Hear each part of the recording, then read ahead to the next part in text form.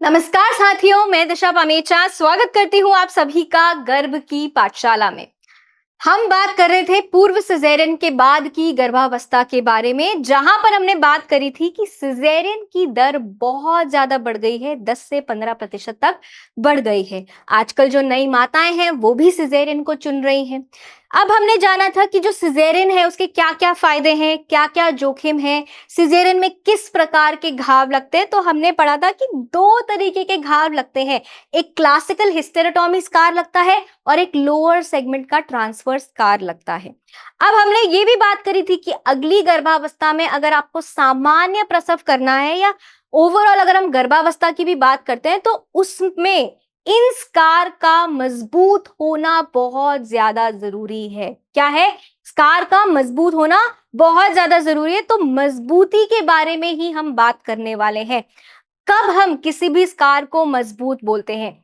जब अगर आपके सिजेरियन के बाद का जो निशान है, जो स्कार है, वो तभी मजबूत होता है जब वह गर्भावस्था का और प्रसव का दबाव झेल सके। और ऐसे में क्लासिकल हिस्टेरेटोमी स्कार की तुलना में जो हमारा लो सेगमेंट ट्रांसफर स्कार होता है वो ज्यादा मजबूत होता है। यानी कि सिजेरियन के बाद बना स्कार मजबूत तभी होता है जब वह भविष्य की गर्भावस्था और प्रसव का दबाव झेल सके, सह सके। और सामान्य परिस्थितियों में जो लोअर सेगमेंट स्कार होता है वो मजबूत माना जाता है।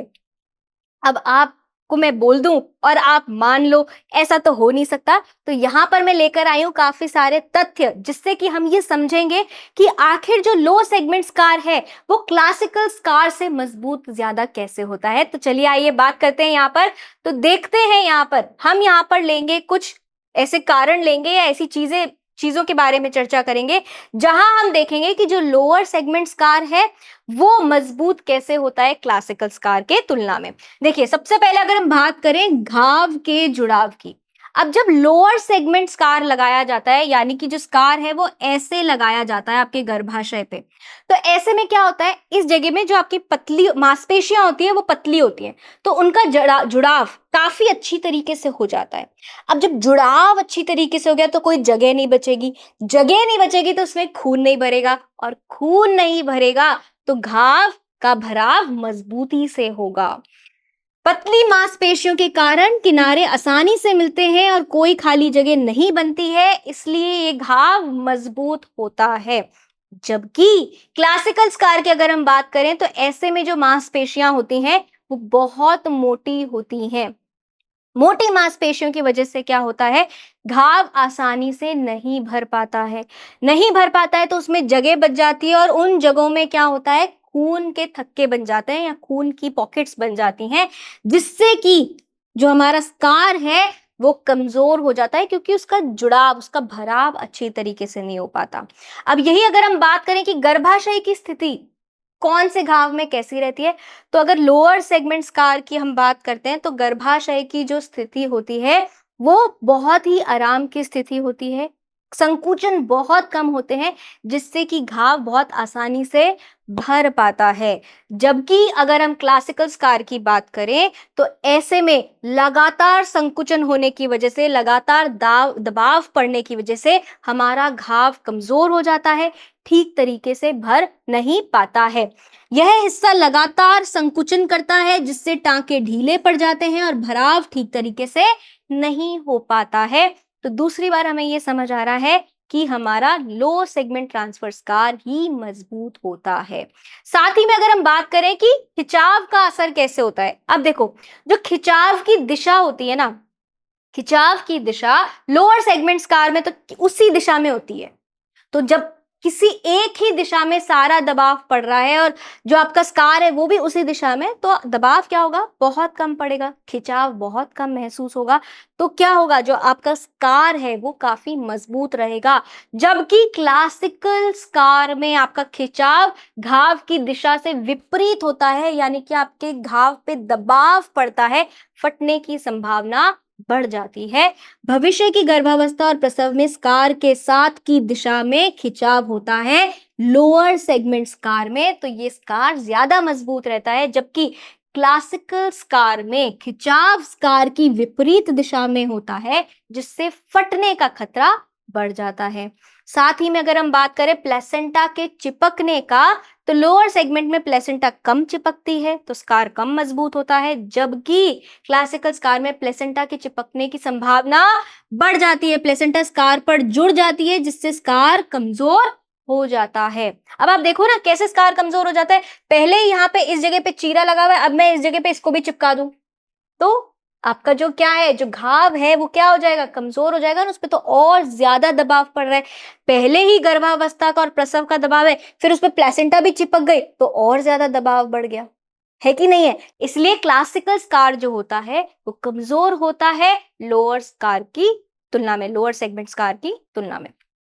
अब यहाँ पे अगर हम देखें अंतिम प्रभाव क्या रहता है, अभी तक हमने जितना भी पढ़ा उससे हमें क्या समझ आया कि हमारा जो लोअर सेगमेंट स्कार है वो मजबूत रहता है, मजबूत माना जाता है। फटने की जो संभावना है वो कितनी होती है, 0.2 से 1.5% ही होती है, जबकि जो क्लासिकल स्कार होता है वो स्कार कमजोर होता है और गर्भावस्था और प्रसव में दोनों में फटने का इसका दर बहुत ज्यादा होता है।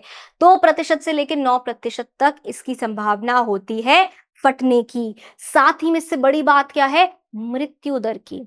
अगर हम लोअर सेगमेंट स्कार की बात करें तो मात्र मृत्यु इसमें बहुत ज्यादा कम होती है, जबकि नवजात मृत्यु की अगर बात करें तो 8 केस में से 1 में नवजात मृत्यु देखी गई है। जबकि अगर क्लासिकल स्कार की हम बात करते हैं तो क्लासिकल स्कार में मात्र मृत्यु 5% तक हो सकती है, जबकि नवजात मृत्यु 8 केस में से 6 नवजातों की मृत्यु को देखा गया है।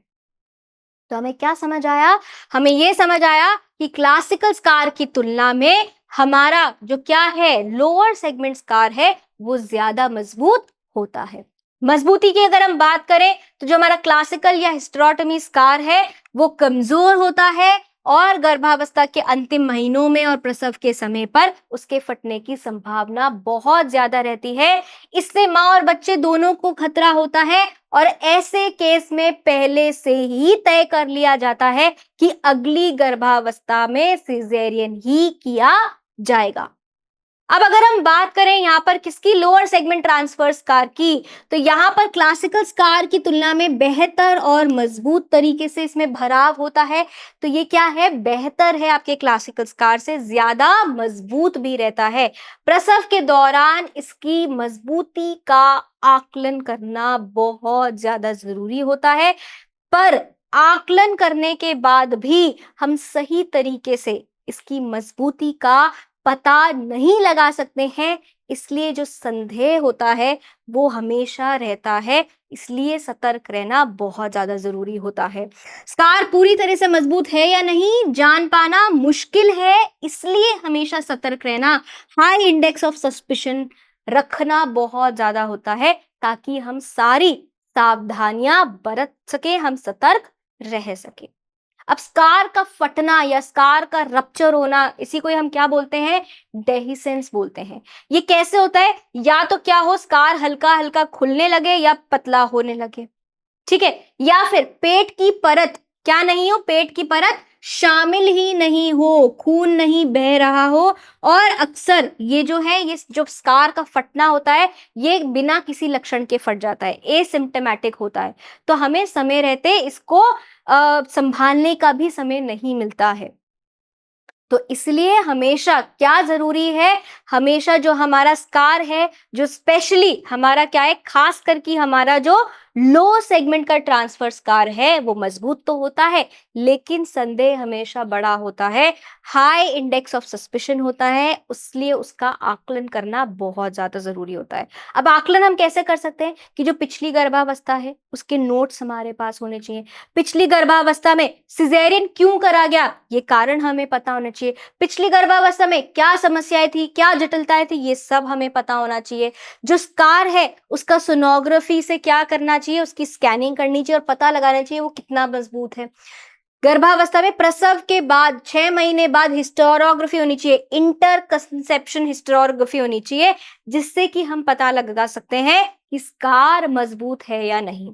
इन सभी बिंदुओं के बारे में हम चर्चा करेंगे अगले सेशन में। जुड़े रहिएगा, तब तक के लिए धन्यवाद।